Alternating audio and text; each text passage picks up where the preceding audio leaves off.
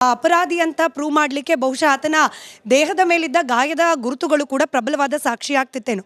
ಮಹಾಬಲ್ ಶೆಟ್ಟರ್ ರಿಪೋರ್ಟ್ನಲ್ಲಿ ಒಂದಷ್ಟು ಉಲ್ಲೇಖಗಳನ್ನು ಈ ಹಿಯರಿಂಗ್ ಟೈಮಲ್ಲಿ ಡೆಲಿಬರೇಟ್ ಆಗಿ ಅವಾಯ್ಡ್ ಮಾಡಲಾಯ್ತಾ? ಎಸ್ಪೆಷಲಿ ಗಾಯದ ಗುರುತು ಸಂಖ್ಯೆ 1 ನೀವು ಅಲೋ ಮಾಡಿದ್ರೆ 11 ಅದನ್ನು ನನ್ನ ಹತ್ರ ಮಹಾಬಲ್ ಶೆಟ್ಟರ್ ರಿಪೋರ್ಟ್ ಇದೆ. ಇದರಲ್ಲಿ ಅವರು ಬಹಳ ಸ್ಪೆಸಿಫಿಕ್ ಆಗಿ ಗುರುತು ಮಾಡಿ ಕೂಡ ತೋರಿಸಿದ್ದಾರೆ. ಪಾಯಿಂಟ್ ನಂಬರ್ 11 ಇಂಜುರಿ ನಂಬರ್ 11 ಅಂತ ಹೇಳಿ ಗುರುತು ಮಾಡ್ತಾರೆ. ಬಟ್ ಇದ್ರ ಬಗ್ಗೆ ಹಿಯರಿಂಗ್ ಟೈಮಲ್ಲಿ ಅಥವಾ ಕ್ರಾಸ್ ಎಕ್ಸಾಮಿನೇಷನ್ ಟೈಮಲ್ಲಿ ಹೆಚ್ಚಿಗೆ ಉಲ್ಲೇಖ ಯಾಕಾಗಲಿಲ್ಲ? ಅನೇಕರು ಹೇಳ್ತಾರೆ ಇದೆಲ್ಲವೂ ಕೂಡ ಆತನ ದೇಹದ ಮೇಲೆ ಇದ್ದಿದ್ದೆಲ್ಲವೂ ಕೂಡ ನಂತರದಲ್ಲಿ ಜನ ಸೇರಿ ಹಲ್ಲೆ ಮಾಡಿದ್ದು. ಈ ಇಂಜುರಿ ನಂಬರ್ 11 ಬಗ್ಗೆ ಯಾಕೆ ಹೆಚ್ಚಿಗೆ ಚರ್ಚೆ ಆಗಲಿಲ್ಲ ಅಂತ ಹೇಳಿ ನಾನು ಹೇಳ್ತೇನೆ. As according to my remembrance that is on is private part. ಹೌದು, ಇಂಜುರಿ ನಂಬರ್ 11 ಕೇಳಿ.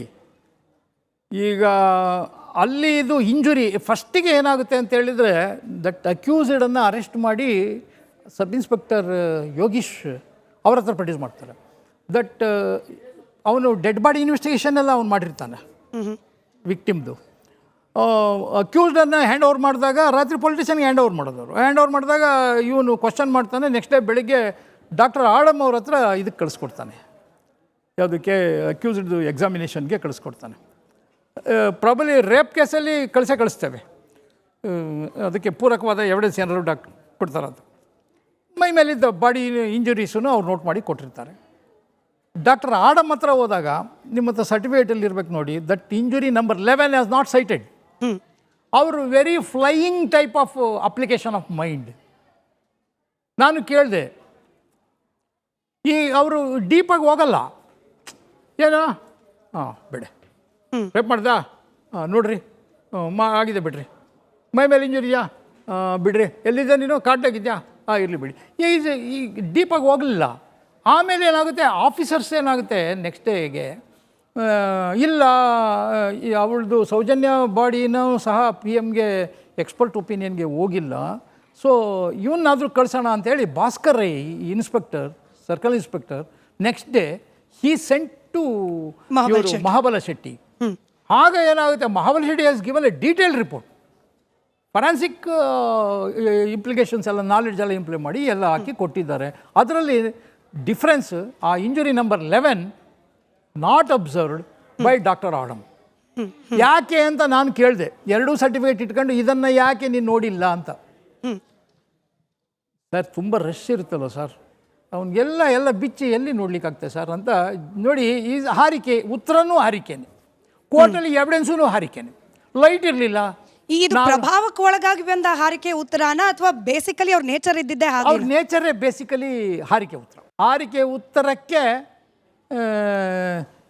ಇನ್ನೊಬ್ಬರು ಡಾಕ್ಟ್ರು PM-ನಲ್ಲಿ ಮಾಡಿದ ಡಾಕ್ಟ್ರು ಹೊಣೆಗೇಡಿತನ, ನಾನು ಮಾಡಿಲ್ಲ, ಅವರು ನಾನು ಓನ್ಲಿ ವರ್ಕ್ಡ್ ಆ್ಯಸ್ ಇದು ಡಿಕ್ಟೇಷನ್ ಕೊಟ್ಟು ಬರ್ಕೊಂಬಿಟ್ಟೆ ಅಷ್ಟೇ. ಸೀಲ್ ಮಾಡಿದ್ದಾರೆ ಇವರೇನೆ. ಇಲ್ಲಿವರೆಗೂ ಅಂದ್ರೆ ಸಂತೋಷ್ ರಾವನನ್ನ ಹಿಡದದ್ದು, ನಂತರದಲ್ಲಿ ಆತನ ಮೆಡಿಕಲ್ ಎಕ್ಸಾಮಿನೇಷನ್ ಆಗಿದ್ದು, ಆತನೇನೆ ಸೌಜನ್ಯ ರೇಪ್ ಅಂಡ್ ಮರ್ಡರ್ ಮಾಡಿರಬಹುದು ಅನ್ನೋ ಅನುಮಾನಕ್ಕೆ ಅಥವಾ ಒಂದು ಹಂತದ ಕನ್ಕ್ಲೂಷನ್ಗೆ ಪೊಲೀಸರು ಬರೋವರೆಗೂ ಯಾರಿಗಾದ್ರೂ ಅನುಮಾನ ಪ್ರಶ್ನೆ ಇದ್ರೆ? ಒಂದು ಎಲಿಗೇಷನ್ ಇದೆ ಸರ್, ವೊಜೈನಲ್ ಸ್ವ್ಯಾಬು ಅದು 72 ಅವರ್ಸಲ್ಲಿ ಕಳಿಸ್ದೇ ಕಾರಣ ಅದು ಹಾಳಾಗಿತ್ತು ಅಂತ ಹೇಳ್ತಾ ಇದ್ದಾರೆ. ಆದ್ರಿಂದ ಅವರು ಇದೆ ಸ್ವ್ಯಾಬ್ ಕಳಿಸಿದ್ರಲ್ಲ, 72 ಅವರ್ಸ್ ಕಳಿಸಿಲ್ಲ, ಫುಲ್ ಹಾಳಾಗಿತ್ತು ಅನ್ನೋದಕ್ಕಿಂತ ಅದಕ್ಕೆ ಎವಿಡೆನ್ಷಿಯಲ್ ಕನ್ಕ್ಲೂಷನ್ ಬರೋಕ್ಕೆ ಅವರಿಗೆ ಆಗ್ಲಿಲ್ಲ ಅನ್ನೋದು. ನಿಮಗೆ ಅದರಲ್ಲಿ ಹಾಳಾಗಿತ್ತು ಅನ್ನೋದು ನಾಟ್ ಪರ್ಟಿಕ್ಯುಲರ್ ಹಾಳಾಗಿತ್ತು ಅಂತ ಬಂದಿಲ್ಲ, ಹಾಳಾಗಿರ್ಬಹುದು. ಕೋರ್ಟ್ ಅಬ್ಸರ್ವೇಷನ್ ಏನಾಗಿದೆ ಅಂತ, ಪ್ರಬಲಿ ಫಂಗಸ್ ಆಗಿದೆ ಅಂತ ಒಡೆವ ದಟ್ ವಾಸ್ ರೆಕಾರ್ಡೆಡ್. ಅಂದ್ರೆ ಅದು 72 ಅವರ್ಸ್ ಬಿಫೋರ್ ಕಳಿಸಿದ್ರೆ ನಮಗೆ ಎವಿಡೆನ್ಸ್ ಸಿಗ್ತಾ ಇತ್ತು, ಬಟ್ ಲೇಟ್ ಆಗಿದ್ದ ಕಾರಣ ಅದು ಸರಿಯಾದ ಕನ್ಕ್ಲೂಷನ್ ಬರೋ ಕಷ್ಟ ಆಯ್ತು ಅಂತ. ಅದ್ರ ಬಗ್ಗೆ ಹೇಳಿ ಸರ್. ಎಕ್ಸಾಕ್ಟ್ಲಿ, ನೀವು ಹೇಳಿದ question is a valid question, no doubt. ಏನಾಗುತ್ತೆ ಅಂತ ಹೇಳಿದ್ರೆ, ಇದು ನಾನು ಇನ್ವೆಸ್ಟಿಗೇಷನ್ ತಾಳೋದಕ್ಕಿಂತ ಮುಂಚೆನೇ ಇವೆಲ್ಲವೂ ಆಗ್ಬಿಟ್ಟಿದೆ. So what was observed by the trial magistrate, golden hours ಅಂತ ಏನಿತ್ತು, ಆ golden hour was crossed, golden days were also crossed. ನನಗೆ ಡಿಸೆಂಬರ್ 8 ಟೇಕನ್ ದಿ ಕೇಸ್ ನನಗೆ ಬಂದದ್ದಾಗ.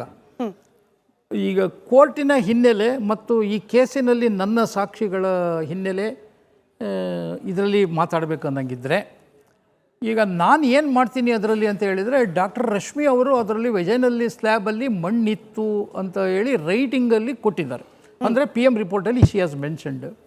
ಆಗ ಅಲಿಗೇಷನ್ ಏನಿತ್ತು ಅಂತ ಹೇಳಿದರೆ ಪಬ್ಲಿಕ್ದು, ಆಮೇಲೆ ಅವ್ರ ಎಜಿಟೇಟರ್ಸ್ದು, it is not the scene of occurrence.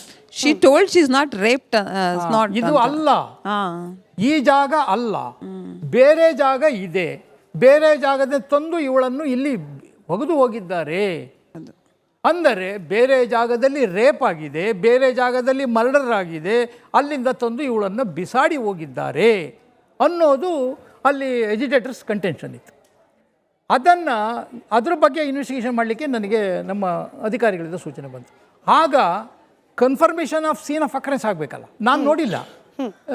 ನೋಡಿರೋರು ಯಾರು ಅಂದರೆ ಭಾಸ್ಕರ್ ರೈ ನೋಡಿಲ್ಲ. ಇವೆಂಟು ಮಧ್ಯಪ್ರದೇಶ್ ಯಾವುದೋ ಇನ್ವೆಸ್ಟಿಗೇಷನ್ಗೆ ಇವರು ಯೋಗೀಶ್ ಸಬ್ ಇನ್ಸ್ಪೆಕ್ಟರ್ ಅವ್ರು ನೋಡಿದ್ದಾರೆ, ಮತ್ತು ಅವ್ರ ಜೊತೆಗಿದ್ದ ಸ್ಟಾಫ್ ನೋಡಿದ್ದಾರೇನೋ. ಇವ್ರು ತೋರಿಸಿದ್ದನ್ನಷ್ಟೇ ನಾವು ನೋಡಿದ್ದೇವೆ. ಇಲ್ಲೇ ನೋಡಿ ಬಾಡಿ ಬಿದ್ದದ್ದು, ಇಲ್ಲೇ ನೋಡಿ ಅದು ಸೀಸ್ ಆಗಿದ್ದು ಅಂತ ತೋರಿಸಿದ್ರು. ಮತ್ತು ಫೋಟೋಗಳಿದ್ವಲ್ಲ, ಅವುಗಳ ಆಧಾರದ ಮೇಲೆ ನೋಡಿದ್ವಿ. ಫೋಟೋಗಳ ಆಧಾರದ ಮೇಲೆ we cannot particularly guess the scene of occurrence ಇದೆ ಅಂತ. ಗಿಡ ಎಲ್ಲ ಇರುತ್ತೆ, ಅಲ್ಲಿ ಯಾವುದು ಗೊತ್ತಾಗಲ್ಲ. ಅಲ್ಲಿ ತೋರಿಸಿದ್ರು. But how can I believe? ಈಗ ಅವರು ಸುಳ್ಳು ಹೇಳ್ಬೋದಲ್ವಾ? ಅದಕ್ಕಾಗಿ ಅದನ್ನೂ ಆಯಿತು, ಸೀನ್ ಆಫ್ ಅಕರೆನ್ಸ್ ಬಗ್ಗೆ ಒಂದು ಕನ್ಫರ್ಮಿಟಿ ಆಯಿತು ಅಂತ ಹೇಳಿ ನಾವೇನು ಮಾಡಿದ್ವಿ, ಅಲ್ಲಿ ಇದನ್ನು ಸ್ಯಾಂಪಲ್ ಮಡ್ಡನ್ನು ಅವರು ತೋರಿಸಿದ ಜಾಗದಲ್ಲಿ ಮಹಾಜರ್ ಮುಖಾಂತರ ಒಂದು ಮಡ್ಡನ್ನು ತಗೊಂಡ್ವಿ. ಆ ಸ್ಯಾಂಪಲ್ ಮಡ್ಡನ್ನು ನನ್ನ ಇನ್ವೆಸ್ಟಿಗೇಷನ್ನಲ್ಲಿ ಇದಕ್ಕೆ ಫಾರೆನ್ಸಿಕ್ ಸೈನ್ಸ್ ಲ್ಯಾಬ್ ಮಡಿವಾಳ ಅಲ್ಲಿದೆ, ಅಲ್ಲಿಗೆ ಕಳಿಸ್ಕೊಟ್ಟಾಗ ಇಲ್ಲಿ ಸೇಮ್ ಮಡಿವಾಳದಲ್ಲಿ FSLಲ್ಲಿ ಒಂದೇ ಬಾಟ್ಲಲ್ಲಿ 2 ಎವಿಡೆನ್ಸನ್ನು ಅವರು ಡಿಟೆಕ್ಟ್ ಮಾಡಬೇಕಾಯಿತು. ಡಾಕ್ಟರ್ ರಶ್ಮಿ ಅವ್ರು ಕಳಿಸಿದ್ರಲ್ಲ ಬಾಟ್ಲಲ್ಲಿ ವೆಜೈನಲ್ ಸ್ವ್ಯಾಬ್ ಜೊತೆ ಮಣ್ಣಿತ್ತು ಅಂತ, ಅಲ್ಲಿ biological evidence as well as the physical evidence 2 collect ಮಾಡಬೇಕಾಯ್ತು. ಮಣ್ಣಿನ ಬಗ್ಗೆ ಅವರು ಎಕ್ಸ್ಪರಿಮೆಂಟ್ ಮಾಡಿಬಿಟ್ಟು ಅವ್ರು ಏನು ಮಾಡ್ತಾರೆ ಗೊತ್ತಿಲ್ಲ, ಮಣ್ಣನ್ನು ಹೌದು ಅಲ್ಲ ಅಂತ ಅವ್ರು ರಿಪೋರ್ಟ್ ಕೊಡಬೇಕಾಗಿತ್ತು. ಅದಾದ ಮೇಲೆ ಅವರಲ್ಲಿ ಇರ್ತಕ್ಕಂಥ ಇನ್ನೊಂದು ವಿಂಗಿಗೆ ಬಯೋಲಾಜಿಕಲ್ಗೆ ಅದು ಕಳಿಸ್ಕೊಡ್ಬೇಕಾಗಿತ್ತು. ಅವ್ರ ಇಂಟರ್ನಲ್ ಮ್ಯಾಟರ್ ಅದು ಅಲ್ಲಿ ಇಮಿಡಿಯೇಟಾಗಿ ಕಳಿಸ್ಕೊಟ್ರೆ ಲೇಟ್ ಆಯ್ತೆ, ಐ ಡೋಂಟ್ ನೋ. ಪೊಲೀಸಿಂದ ಕಳಿಸಿದ್ದು 1 ವಾರ ಲೇಟ್ ಆಯಿತು ಅನ್ನುವುದೇ ಪ್ರಾಮಿನೆಂಟ್. ಆದರೆ 1 ವಾರ ಇವರು ಸರಿಯಾಗಿ ಡ್ರೈವ್ ಮಾಡಿ ಕಳಿಸಿದ್ದಾರೆ, it is not the affected hour as far as my.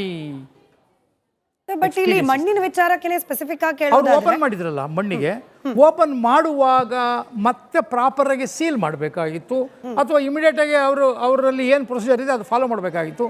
Either ಅಲ್ಲಿ ಮಣ್ಣನ್ನು ಎಕ್ಸಾಮಿನೇಷನ್ ಮಾಡಿದಂತಹ ಸೈಂಟಿಫಿಕ್ ಆಫೀಸರ್ ಅವ್ರ ನೆಗ್ಲಿಜೆನ್ಸು ಏನಾದ್ರು ಅದರಲ್ಲಿ ಇದೆಯಾ ಅಂದರೆ ನೆಕ್ಸ್ಟ್ ಫರ್ದರ್ ಬೂಸ್ಟ್ ಬರಲಿಕ್ಕೆ ಕಾರಣೀಭೂತವಾದಂತಹ ಮಾಯಿಸ್ಟ್ ಸರ್ಕಮ್ಸ್ಟೆನ್ಸಲ್ಲಿ ಅವ್ರು ಏನಾರು ಮಾಡಿದ್ರಾ, ಪ್ರಾಪರಾಗಿ ಅವ್ರು ಸೀಲ್ ಮಾಡಿದ್ರಾ ಇಲ್ವಾ, ಅಥವಾ ದೆರ್ ಇಸ್ ಅನದರ್ ಫಾರ್ಮಾಲ್ಡಿಹೈಡ್ ಅಂತ ಒಂದು ಲಿಕ್ವಿಡ್ ಇದೆ, ಅದನ್ನು ಮಿಕ್ಸ್ ಮಾಡಿಟ್ರು ಕೂಡ it will be quite long time, the material will be as it is.